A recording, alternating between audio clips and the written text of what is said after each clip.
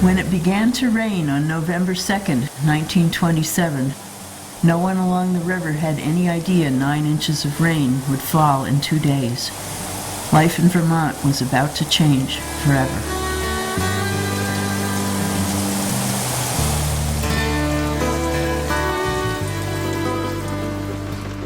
The rain came down in torrents. It drummed so loudly on the roof we couldn't talk. Grandma made 27 loaves of bread that morning. When Grandpa came in for lunch, he poured a quart of water out of each boot. "I've never seen the river rise so fast," he said. "I think we'd best get up to the new house." For once, Grandma didn't argue. By the time she'd packed up, the water was up to the porch. I pushed the baby carriage with all those loaves of bread through the mud and rain up to the new house. "Guess I built this place just in time," Grandpa said. Much has been written about the Vermont flood of 1927. This story is based on memories of an unfinished house that became an ark for a farming community on a river in northern Vermont.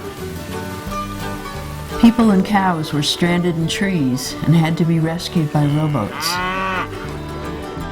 33 people ended up living in that house after the flood. There were 200 chickens in the house, along with many other farm animals. One person arrived with dozens of loaves of bread. They even brought in a horse to help heat the house.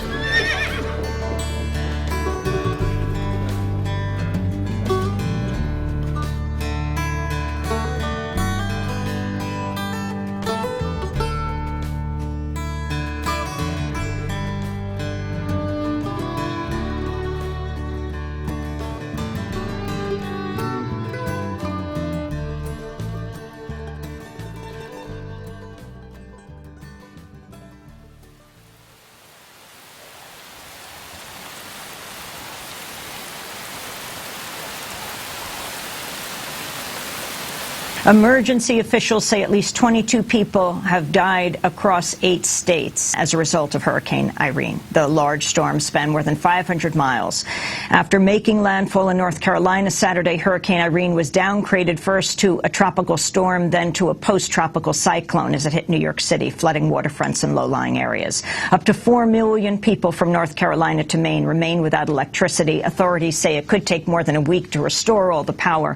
Meanwhile, in Vermont, Tropical Storm Irene dropped heavy rains late on Sunday, causing flash floods, forcing hundreds of evacuations, leaving 40 to 50,000 people without power. It's becoming Vermont's worst natural disaster since the Great Flood of 1927. At least one person has died in the storm. Hundreds of roads statewide are closed. Thousands of homes and businesses suffered serious damage from flooding. Vermont Governor Peter Shumlin says the flooding in Windham and Bennington counties is, quote, catastrophic. We turn right now to Governor Shumlin. Tell us what has happened to your state. We've just been devastated. We prepared for the worst, and frankly, we got the worst. Just extraordinary amounts of rain, as much as 1.5 inches an hour. And in this little state, which is nothing but beautiful mountains feeding into valleys with small streams, that just means flooding, loss of property, houses, bridges, infrastructure. So we've been devastated, particularly in the southern and central parts of Vermont. Oh my God! Oh, sad.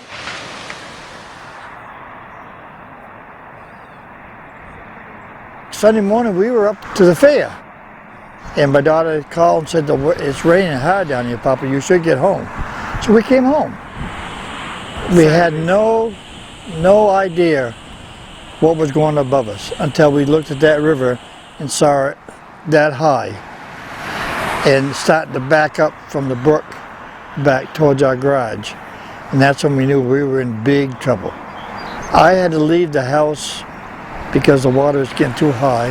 The library sign came by and I jumped on it and went across from here to the other side so I could get out. My wife was standing over there yelling and screaming and hollering, and but I made it. I got to just stop right here for a second and throw this in. I am absolutely heartbroken at what I'm seeing right now coming in out of Vermont. I can't believe these pictures. I mean, this entire state is almost underwater. We knew the thing was coming, and like everybody, we were prepared for the wind event. We knew rain was coming too, but I don't think anyone heard 10 inches of rain. You know I didn't hear 10 inches of rain. All of a sudden, we saw the water turning very brown, and it was coming rapidly. And then we knew that the Ottaquechee River was in trouble. We were open, and people are coming and going. You know, it's Sunday. We sold a lot of newspapers. Sunday was a very busy day for the locals. Then I looked over, and the water's coming up from the Ottaquechee on the right-hand side. I'd never seen that before. So I went back in, I looked at everybody, I said, we're shutting down now. It's time to go. Shut off the equipment, lock the doors, we're leaving.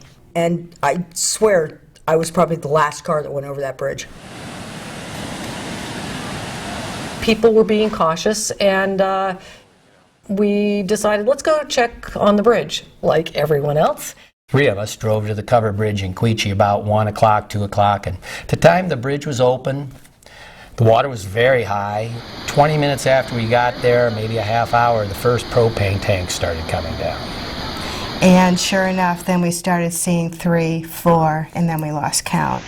These were large. These aren't little family tanks. These are 16 feet, 12 feet. And they were coming down in large numbers, bouncing off trees, and then going over the falls under the bridge. And the police came shortly thereafter and moved everyone off the bridge. But as we left the bridge, having been there maybe not much over a half hour, I looked back at the cement wall, and I noticed that since we'd been there, the water was up 6 or 8 feet in 20 minutes. It was coming up fast. And the water started to go into the businesses, Simon Pierce, and then explosions of steam coming out everywhere, and walls started to go, siding peel, doors coming off the buildings. The devastation was evident. The smell of propane was evident everywhere. Propane like you didn't want to light a match. And I looked across at Simon Pierce, and I thought, did I just see what I thought? I saw the water rise. Never in my life have I seen water go up 2 or 3 feet in a matter of like 2 or 3 minutes while I was standing there. And I thought, this is what they mean by flash flooding. I mean, we have bridges that I've been across dozens of times in my life in Quechee, Vermont, that are just being washed away. I can't believe what I'm seeing right now out of my home state.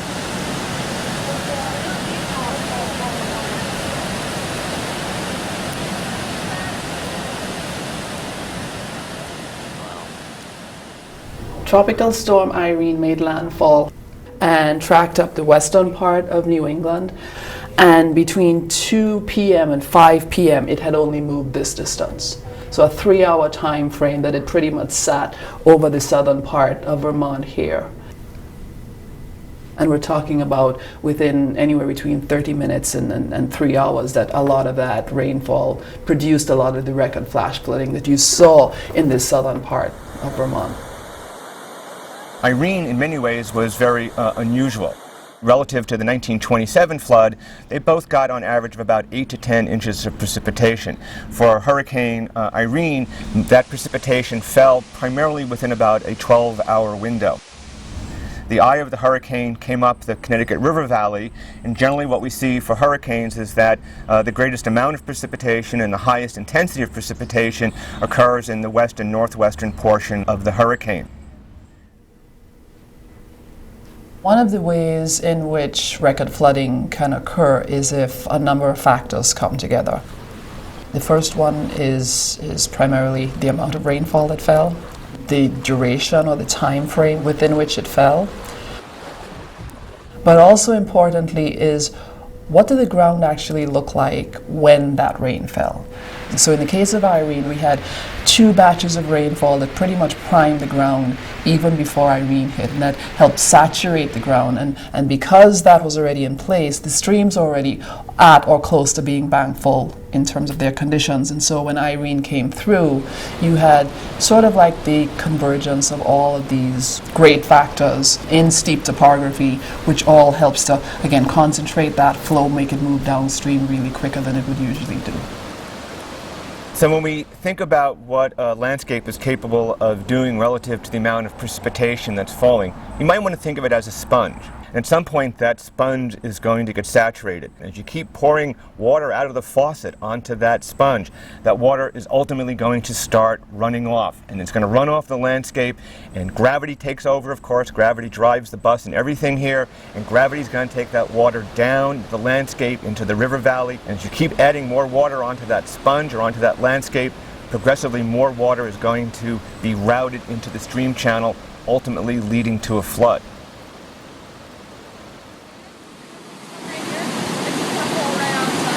Listen to it. Oh my God. It was mind-boggling to see areas where you had a whole hillside go into the river because of that force. The outside bend of a river where the water velocity is the greatest. Oh my God! Somebody's bridge!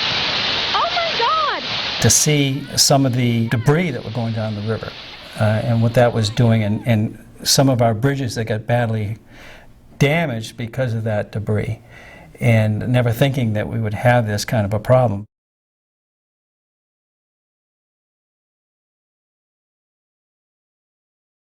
And this also was quite unusual about Hurricane Irene, and I would say to some extent dwarfing what happened with the 1927 flood. For Hurricane Irene, for many instances and many locations throughout the state of Vermont, we see upwards of about 2 or 3 feet of overbank sediment deposition. This is incredibly rare from a geologic and geomorphic perspective. Generally, when we think about overbank deposition across broad valley systems, that essentially, even during large floods, this might be something in the order of a couple of inches to a half a foot at most.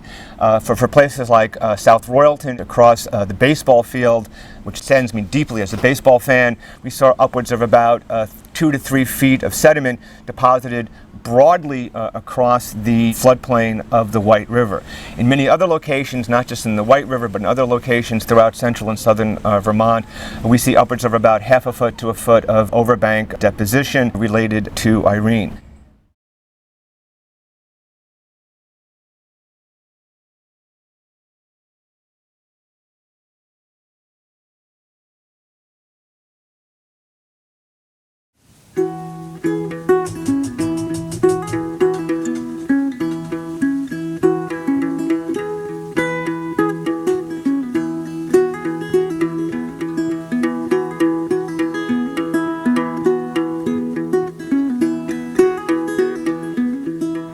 Well, we jumped on it the very next morning. I had 3 or 4 of my friends come with pumps, and we had generators, and we hooked up the pumps and we started pumping. The church in town here, they were just absolutely tremendous. They treated us very well. They were here, they were just like family. There's plenty of help out there, just ring the bell and they'll come. After the flood, for weeks, the heavy equipment was in the river. That was an additional problem in itself, because with environmental regulations suspended for an extended period of time after the flood, a lot of damage was done that I don't think was necessary by the hand of man, contributing to the next flood.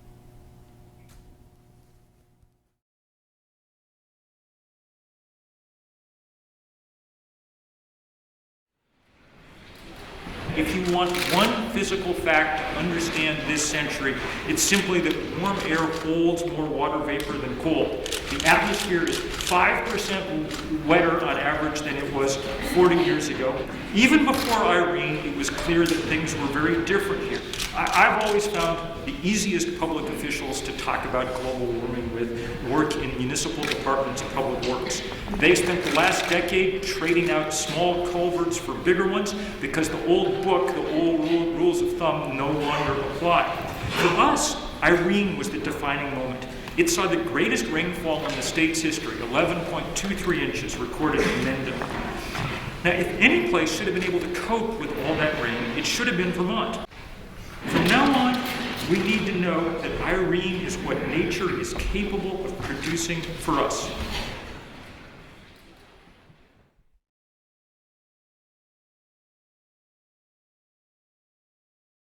When you talk about sea surface temperatures and the role of them in fueling hurricanes, hurricanes are an engine. The fuel that comes from the ocean is both in terms of the moisture as well as in terms of the actual energy itself.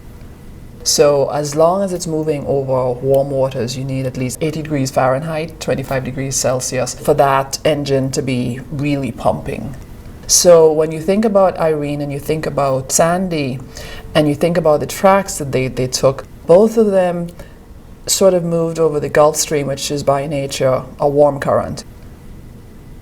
In the case of Hurricane Irene, the Gulf Stream waters were anywhere between half a degree to about 2 degrees Celsius above the average values. In the case of Sandy, they were as much as 4 degrees or 5 degrees warmer than the average. So when you look at how do events taking place in the Arctic influence what's taking place in the mid-latitudes where we live, there's been some work done on the Arctic amplification, which refers to the warming in the Arctic that is occurring faster than what is taking place in the mid-latitudes. So you've got a difference in the rates of warming, and how does that affect what's taking place in other places besides the Arctic? Once you start changing conditions in the Arctic, be it warming, be it feedback loops, be it sea ice extent, be it temperatures, be it methane release, all the different processes that you can see taking place in the Arctic, how does that move from a land surface affecting the atmosphere, and how does that atmosphere over the Arctic then start to affect what's taking place in the mid-latitudes in such a way that you see changes in jet stream flow, which will then lead to changes in your storm systems.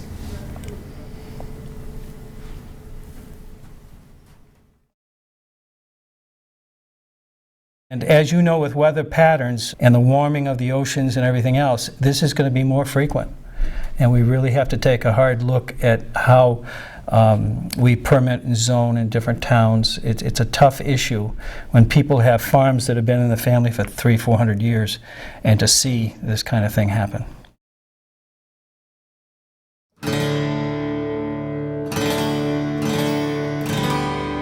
One of the ways that we learn is through stories.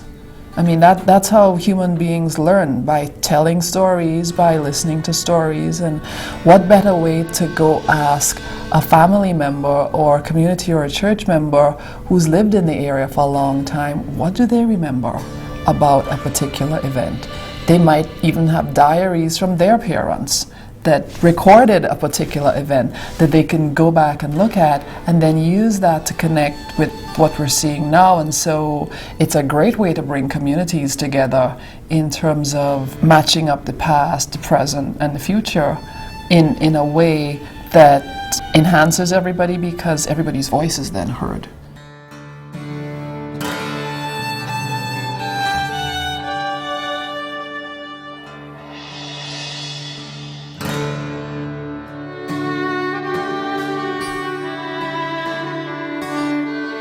We just could not believe the volume of water. I've seen rain, I've seen storms, but we were like, where is this water coming from?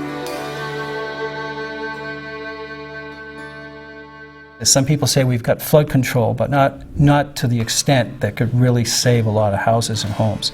We've really got to think about the high ground.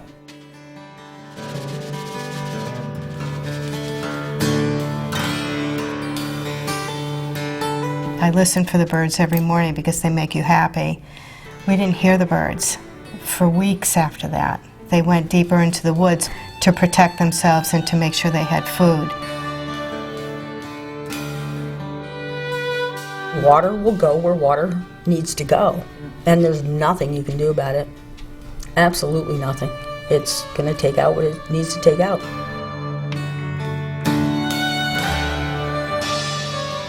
You know something? I keep kicking myself in the fanny. You don't cry over spilt milk. It's gone.